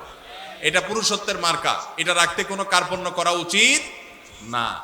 আমরা অনেকে জাতে ওঠার জন্য দাড়ি রাখতে চাই না, তবে দাড়ি যদি কেউ আমাদের কোনো ভাই কেটে ছোট রাখে, আমরা তাকে অ্যাপ্রিসিয়েট করি, আলহামদুলিল্লাহ আমার ভাই শুরুটা করে দিয়েছে, আল্লাহ তার দাড়িটাকে বড় করার তৌফিক দিবে ইনশাআল্লাহ। মোহতারাম, বয়স 22, অনার্স দ্বিতীয় বর্ষের ছাত্র, পড়ালেখার পাশাপাশি জব করে নিজের খরচ চালাতে পারি। একটা মেয়েকে পছন্দ করি, তাকে বিয়ে করতে চাই, কিন্তু বাবা মাকে অনেক বললেও রাজি হয় না। তাদের কথা লেখাপড়া আগে শেষ হোক, আমি যোগাযোগ যদি রাখি মেয়ের সাথে, তাহলে আমার পিতা মাতাও কি গুনাহের ভাগীদার হবে কিনা? ভাইরা আমার, এই পরিমাণ প্রশ্ন এই রিলেটেড, এটা সাইফুল্লাহ ভাই বাইসা দিয়ে দিছেন মানে ভালো প্রশ্নই দিছেন, আমি ভাইকে দোষ দিচ্ছি না। আমি বলতেছি এরকম প্রশ্ন 20টা আসলে একটার উত্তর দেওয়া লাগে। এখানে অনেক বাবাজিরা আছেন, গ্রাম এলাকা, একটু মনোযোগ দিয়ে শুনেন আল্লাহর হস্তে। এই যুগে বহু মুরব্বীরা, বহু বাবাজিরা, বহু চাচিরা তাহাজ্জুদ পড়তে পড়তে কপালে দাগ ফেলে দেওয়ার পরও শুধু জাহান্নামে যাবে ছেলেকে সময় মতো বিয়ে না করার কারণে। আল্লাহ তাআলা কোরআনে কারিমে বলেছেন, ওয়া আনকিহুল আয়ামা মিনকুম ওয়াস-সালিহিনা মিন ইবাদিকুম ওয়া ইমামিকুম ইয়াকুম ফুকারা ইউগনিহিমুল্লাহু মিন ফাদলিহি। ভালো করে শুনে রাখেন আয়াতটা। আল্লাহ বলেছেন, তোমরা তোমাদের অধীনস্থদেরকে বিবাহ শাদী দাও, উপযুক্ত হওয়ার পর তাদেরকে বিবাহ শাদী করাও। এই আয়াতের শেষাংশটা দেখেন কত ইন্টারেস্টিং। আল্লাহ বলেছেন, ইয়াকুনু ফুকারা, তারা যদি গরিব হয়, অভাবীও হয়, ইউগনিহিমুল্লাহু মিন ফাদলি, তুমি বিয়ে করাও, আল্লাহ তাআলা তাদের অভাব দূর করে দিবে।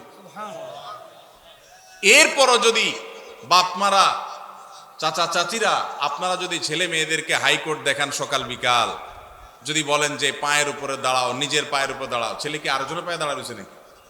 তার নিজের পায়ে দাঁড়ায় আছে সে। ঠিক ঠিক করা পাবলিক ভাইরা, আপনাদেরও ওয়াজ আছে। শুধু ঠিক ঠিক মাহফিলে এসে চিল্লাইলে হবে না, মাঠে ময়দানে কাজ করতে হবে। কাজের বেলায় ঠন ঠন শুধুমাত্র চিরকুট দেখাই দিবেন, আর বাপরে আমি ফুসলা ফাসলা বিয়ে করে দিব আপনারে। এত সহজ মনে করছেন কেন? বাবাদের কথা তাদের জন্য প্রযোজ্য। বাবাদের মায়েদের বিয়ে দেয়াতে কার্পণ্য করা উচিত না। ছেলে যদি ডাল ভাত জোগাড় করার মতো ব্যবস্থা থাকে তাহলে দেরি করবেন না। অনেক মা বাবা আছেন এ ব্যাপারে কার্পণ্য করেন। কত জেনা ব্যভিচার হচ্ছে। এই যুবক যে প্রশ্ন করেছেন খুবই প্রাসঙ্গিক, তিনি যেটা জানতে চেয়েছেন। হ্যাঁ, তিনি তো জব করে ফ্যামিলি চালাইতে পারেন। এই দেখেন, চালাইতে পারার পরও বাপ মা বিয়ে দেন না কেন? কারণ এখনো গাড়ি হয় নাই, এখনো বাড়ি হয় নাই, এখনো দোতলা হয় নাই, এখনো তিনতলা হয় নাই, এখনো হান হয় নাই, এখনো তান হয় নাই, এখনো সরকারি চাকরি হয় নাই। এগুলো সব ছোট লোকই চিন্তা। মুরব্বীদের বলতেছি, বাবাজিরা, দুনিয়ার খোঁজ খবর তো রাখেন না। দুনিয়া এখন ফেসবুকে চলে, ইউটিউবে চলে। আপনাদের আমলে এসব ছিল না। আপনার বাপে যদি আপনারে 25 বছর বয়সে বিয়ে করায় থাকে, আপনার ছেলেকে আপনার 20 বছরে বিয়ে করানো জরুরি। কারণ আপনার আমলে এত ফিতনা ছিল না, এখন যত ফিতনা আসছে। যুবকদের চরিত্র যে ধ্বংস হয়ে যাচ্ছে। যুবক যে প্রশ্ন করেছেন খুবই প্রাসঙ্গিক প্রশ্ন। কোন যুবক, কোন যুবতী বাপমার ঢিলামির জন্য যদি দেরি করে বিয়ে করায়, তাহলে এই যুবক যত পাপ কাজে লিপ্ত হবে, এই যুবক নিজেও অপরাধী হবে, তার বাপমাও অপরাধী হবে। আল্লাহ আমাদের মুরব্বীদের হেদায়েত দান করুন। ভাইরা আমার, আমি এর আগে বিভিন্ন জায়গায় বলেছি, আল্লাহ তাআলা আমাকে এই বয়সে নানা বানিয়েছেন, আলহামদুলিল্লাহ। আমি কমপ্লিট নানা হয়ে গেছি, আলহামদুলিল্লাহ। খুব শীঘ্রই আল্লাহ চাহেন তো দাদাও হয়ে যাবো ইনশাআল্লাহ। আমার বয়স কত? খুব বেশি। আমি নানা হয়ে গেছি, আলহামদুলিল্লাহ। আমার জগতের কাজ গোছানো শেষ। অনেকে আছে 50-55 বছর বয়স, পোলার বয়স 3-4 বছর নিয়ে ঘুরে। কেন?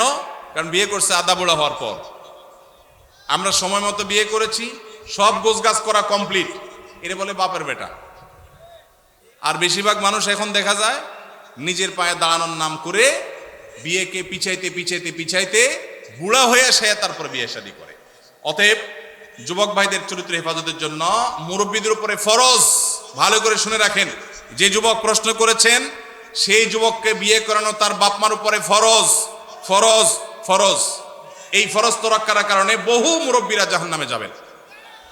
সমাজ ব্যভিচারে ভরে গেছে, শয়তান যুবকদের বিভ্রান্ত করছে। তাদের চরিত্রকে হেফাজত করবার জন্য বিয়ে করেন, আল্লাহকে ভয় করেন, তাদেরকে বিয়ে করার ব্যবস্থা করেন। 3 রাকাত নামাজে 5-7 বার হাই আসে, কিন্তু সারাদিন রাতে একবারও আসে না। এখন করণীয় কি? ভাইরা আমার, হাই আসার একটা বিশেষ কারণ আছে, সেটা হলো সাধারণত সেহেরের রোগী, ব্ল্যাক ম্যাজিক যেটাকে বলা হয়। আজকাল আধুনিক যুগের অনেক মানুষ আছেন যারা ব্ল্যাক ম্যাজিক বিশ্বাস করেন না। একটা হলো হাতের ভেলকি, যেটাকে জাদু বলেন, ওইটা তো চোখের ভেলকি, হাতের ভেলকি, সেটা ভিন্ন বিষয়। কিন্তু জাদুকে অস্বীকার করলে ইমানই থাকবে না। কোরআনে আল্লাহ তাআলা সেহের সম্পর্কে বহু আয়াত নাজিল করেছেন। আর জাদুর বাস্তবতা বোঝার জন্য আপনার শুধুমাত্র সত্যানুসন্ধানে দৃষ্টি থাকা দরকার। আপনি একটু তাকালে দেখতে পাবেন যে কিভাবে আল্লাহ তাআলার কোরআন কাজ করে মিরাকলের মতো। শুধু জাদুর রোগীকে যে ট্রিটমেন্ট করা হয়, কোরআন দিয়ে রুকিয়া করা হয়, এটা দেখলে আপনার ইমান বেড়ে যাবে। তো এখন জাদুর রোগীদের অনেক সময় হাই বেশি আসে, হাই অহেতু কোনো কারণ ছাড়া দেখবেন হাই তুলতে থাকে অসংখ্য। বিশেষ করে কোরআন তেলাওয়াত করলে এবং নামাজে দাঁড়ালে অস্বাভাবিক পর্যায়ে হাই আসা, এটা বেশিরভাগ ক্ষেত্রে সেহেরের আলামত হয়ে থাকে। আবার অনেকের সাধারণ অবস্থাতেও আসে। আবার অনেক সময় শরীর অলস থাকার কারণে, অনেকদিন না ঘুমায় থাকার কারণে হাই আসে। অনেকে নামাজে অলসতা আসে, সেটাও হয়, কিন্তু সেহেরের কারণে অনেক সময় হয়। সেজন্য সেহের কারণে হলে কোনো রাকির কাছে শরণাপন্ন হবেন। আমাদের এলাকা ফজরের আজানের আগে কিছুক্ষণ গজল জিকির করার পরে বিসমিল্লাহ বলে আজান শুরু করে, এটা কতটুকু সুন্নাহ? ভাইরা আমার, আজানের আগে কোনো বিসমিল্লাহ বলতে হবে না। আজানটা আল্লাহু আকবার, এটাই আল্লাহর নাম, এটাই জিকির। আবার বিসমিল্লাহ বলে আলাদা জিকির করার দরকার নাই, এটা সুন্নাহ দ্বারা সাব্যস্ত নয়। আজানের আগে আলাদা কোনো বিসমিল্লাহ বলার দরকার নাই, এটা সুন্নাত নয়। দ্বিতীয়ত হলো, আজানের আগে আবার এই যে গজল গাচ্ছেন, মানুষকে ডাকতেছেন, তাহলে আজানটা কিসের জন্য? আজান তো মানুষকে ডাকার জন্য। এই জন্য এটা সুন্নাহ সম্মত কোনো কাজ হতে পারে না। চাচাকে বাবা ডাকা যাবে কিনা? কেন, আপনার বাপ নাই? যে ভাই প্রশ্ন করছেন চাচারে বাপ ডাকবেন কেন? হতে পারে বাপ নাই, তো রূপক অর্থে বাপ ডাকলে ঠিক আছে। আমরা অনেক সময় মুরব্বীদের করি বাবাজি, ভাইকে বলি ভাই। আমি বললাম সাইফুল্লাহ ভাই, এর মানে কি উনি আমার মায়ের পেটে ভাই হয়ে গেছেন? তো এরকম কাউকে রূপক অর্থে বাবা ডাকা যেতে পারে, কিন্তু কাগজে কলমে কারণ নাম বাবা হিসাবে রাখা যাবে না যিনি আপনার জন্মদাতা পিতা নন। যেমন পালক বাবার নাম দিয়ে দিলেন কাগজে কলমে, এটা জায়েজ নাই। প্রচলন আছে ছোট আব্বা বড় আব্বা বলে। ও আচ্ছা, এলাকার প্রচলন আছে চাচাকে ছোট আব্বা, বড় চাচাকে বাপের বড় যিনি তাকে বড় আব্বা বলার, এরকম প্রচলন আছে। এটা কোনো অসুবিধা নেই, কারণ এখানে হাকিকি অর্থে বাবা ডাকা হয় না। আল্লাহ বলেছেন উদউহুম লিআবাইহিম হুয়া আকসাতু ইনদাল্লাহ, মানুষকে তার বাবার নামে ডাকবে। এখানে চাচাকে যে বাপ বলা হচ্ছে এটা অরিজিনাল একদম প্রকৃত অর্থে বাবা, সে অর্থে না বাবার মতো। আম্মুর রাজুলে সিমু আবি, সেই অর্থে যে চাচা বাবার মতো, সেই অর্থে বাপ ডাকা হয়, অসুবিধা নেই। আল্লাহ আপনার সকল খেদমত কবুল করুক। আমি জানতে চাই, কেউ কাউকে পাপের আদেশ দিয়ে যদি বলে এই পাপের দায় আমার, তাহলে যে পালন করবে সে কি পাপ মুক্ত হবে? ফেরেশতাদের মুগুর দুইজনই সমানভাবে খাবে। যে আদেশ দিছে সে তো হুকুমের আসামি হিসেবে খাবেই, আর যে এই যে সরল শাস্তেছে যে আমাকে তো সে আদেশ দিছে, তো নবী করিম সাল্লাল্লাহু আলাইহি সাল্লাম বলেছেন লা তাআতা লি মাখলুকিন ফি মাসিয়াতিল খালিক, আল্লাহর কোন নির্দেশ লঙ্ঘন করে পৃথিবীর কারোর কথা মানা যাবে। এখন কেউ যদি আপনাকে অন্যায় করতে বলেন আর আল্লাহ যদি সেটা নিষেধ করেন, তাহলে সেই কাজ করা যাবে? যদি করেন তাহলে আপনিও অপরাধী হবেন। যদি কেউ বলে যে তুমি করো, এর দায় আমার, তাহলে বুঝবেন যে এটা চিটার, এটা কি, এটা বাটপার। কারণ কেউ কারোর পাপের বোঝা নিতে পারে কোরআনের সবচেয়ে রিপিটেড আয়াত কইলু রয়েছে কয়েকটি, এর মধ্যে একটা হলো এটা, ও আল্লাহ তাজরু ওয়াজরাতুন বিজরা উখরা, কেউ কারোর পাপের বোঝা বহন করতে পারে না, যার যার পাপ তাকেই পাবে, যে নির্দেশের গুনাহগার হবে। আমি একজন ছাত্র, আলেমদের সাথে থেকে সব আমল আখলাক ঠিক রাখতে পারলেও হস্তমৈথুন ছাড়তে পারি না, এত চেষ্টা করে তাও পারি না। ভাইরা আমার, আমাদের তরুণ ভাইরা অনেকেই ধ্বংসের পথে চলে যাচ্ছে, হারাম গুনাহে লিপ্ত হয়ে যাচ্ছেন, অনেকে বাঁচতে পারছেন না। উপায় কি? দেখুন, এর জন্য সবচেয়ে কার্যকর উপায় হলো, যদি ডাল ভাত জোগাড় করার ব্যবস্থাটা থাকে, জাস্ট ডাল ভাতের ব্যবস্থা, কোন রকম মোহরের টাকা জোগাড় করতে পেরেছেন, বিলম্ব না করে বিবাহ করে ফেলেন, এটা হলো সবচেয়ে বড় মহৌষধ। নাম্বার 2, যদি আপনার এই মুহূর্তে বিবাহ করবার মতো শারীরিক আর্থিক সঙ্গতি না থাকে, সার্বিক সঙ্গতি না থাকে, তাহলে সেক্ষেত্রে আপনি এই বদভ্যাস থেকে বাঁচার জন্য নাম্বার 1, যে সমস্ত মোবাইল বা আপনার কম্পিউটার স্ক্রিন থেকে হারাম জিনিস দেখে আপনি হারাম কাজ করেন, সেইগুলো থেকে নিজেকে বিচ্ছিন্ন করে ফেলেন। একটু অপারেশন করতে হবে, নিজের স্মার্টফোনটা বিক্রি করে একটা বাটন ফোন কিনে ফেলান। একটু কষ্ট হবে প্রথম বন্ধু বান্ধবদের সাথে সম্পর্ক যোগাযোগ রাখতে একটু অসুবিধা হবে, 6 মাস মাত্র এইভাবে চলেন, বিক্রি করে ফেলতে হবে, রাখলে হবে না, বাটন ফোনে চলে যান, কিচ্ছু হবে না, মনে হবে যে অনেক ক্ষতি হবে, আসলে কিছুই হবে না।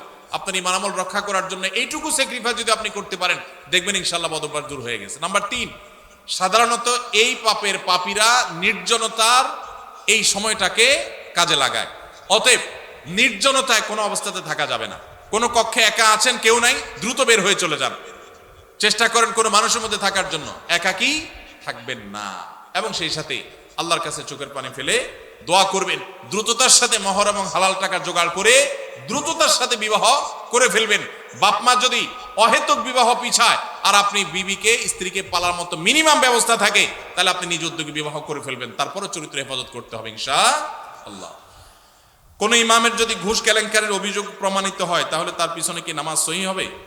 ইমাম যদি ঘুষের কারবারের সাথে জড়িত থাকেন, এটা যদি প্রমাণিত হয়, এলাকাতে সব কথা প্রমাণিত না, অনেক দোষ হুজুরদের নামে উঠানো হয়, যদি সত্যি প্রমাণ দেওয়া হয় এবং প্রমাণ থাকে, তাহলে সেক্ষেত্রে সেই ইমামকে ইমাম থেকে সরিয়ে সেখানে অবশ্যই একজন নেককার পরহেজগার মানুষকে ইমাম হিসাবে নিয়োগ দেওয়া উচিত এলাকাবাসীর। তারপরে কেউ যদি নামাজ পড়ে, তার নামাজ হয়ে যাবে, নামাজ হবে না তা না। আমার প্রশ্ন হলো, দীর্ঘদিন হলো বিয়ে করছি, বাচ্চা হচ্ছে না, কোরআন সুন্নাহর আলোকে কিছু আমল বলে দিবেন। যাদের বাচ্চা হচ্ছে না তাদের জন্য ইব্রাহিম আলাইহিস সালাম এবং জাকারিয়া আলাইহিস সালামের কয়েকটা দোয়া কোরআনে আল্লাহ বর্ণনা করেছে। নাম্বার 1, রব্বি হাবলি মিনাস সলিহিন, রব্বি হাবলি মিনাস সলিহিন। এমনকি যারা এখনো বিবাহ করেন তারা এখন থেকেই দোয়া পড়তে পারেন, রব্বি হাবলি মিনাস সলিহিন, আল্লাহ আমাকে নেক সন্তান দান করুন। 1। নাম্বার 2, রব্বি হাবলি মিন লাদুনকা যুররিয়াতান তাইয়্যিবাহ ইন্নাকা সামিউদ দুআ, আল্লাহ আপনি পবিত্র সন্তান দান করেন, কারণ আপনি দোয়া শুনেন। নাম্বার 3, রব্বি লা তাজআলনি ফারদা ওয়া আনতা খায়রুল ওয়ারিসিন, রব্বি লা তাযারনি ফারদা ওয়া আনতা খায়রুল ওয়ারিসিন, আল্লাহ আমাকে একা রেখে দিবেন না, আপনি সর্বোত্তম ওয়ারিস। 3টা দোয়া শিখিয়ে দিলাম, এগুলো বেশি বেশি করে পাঠ করবেন। আর একটা জিনিস মাথায় রাখবেন, আল্লাহ যদি সন্তান নাও দেন, আল্লাহর এই ফয়সালা আমরা খুশি না নাখুশ। আল্লাহ যদি একটা সন্তান দেন আর বিকলাঙ্গ হয়, তার চাইতে না দিলে ভালো না খারাপ? অতএব আল্লাহর ফয়সালাকে মেনে নেওয়ার মানসিকতা থাকতে হবে। ভাইরা আমার, রাত অনেক হয়েছে, আমার মনে হয় রাখি, বাকি প্রশ্নগুলো আমরা নিয়ে যাই ইনশাআল্লাহ বিদিনিল্লাহ। কালকের কোনো প্রশ্নে বা অন্য কোনো প্রোগ্রামে ইনশাআল্লাহ আমরা প্রশ্ন উত্তর দিয়ে দিই, কারণ আপনাদের ফজর নামাজ পড়তে হবে। আমরা গভীর রাত পর্যন্ত মাহফিল করার বিপক্ষের মানুষ, সুন্নাহ সম্মত না। কারণ আমাদের গভীর রাত মধ্যে মাহফিল করলে কি ফজর নামাজ পড়া সহজ হবে না কঠিন হবে? কঠিন হবে। সেজন্য আমরা এখানে শেষ করছি। আমরা যে সমস্ত কথা শুনলাম, জানলাম, বুঝলাম, আল্লাহ আমাকে, আপনাকে, আমাদের সবাইকে আমল করার তৌফিক দান করুন। জাযাকুমুল্লাহু খায়রা ওয়া আখিরু দাওয়ানা। যুবকদের জন্য একটু দোয়া আপনি করেন আপনি এমনি জাস্ট ভাই। আমরা মসজিদ থেকে উঠার দোয়া পড়বো। আল্লাহ রাব্বুল আলামিন এই মাহফিলকে যারা কামিয়াব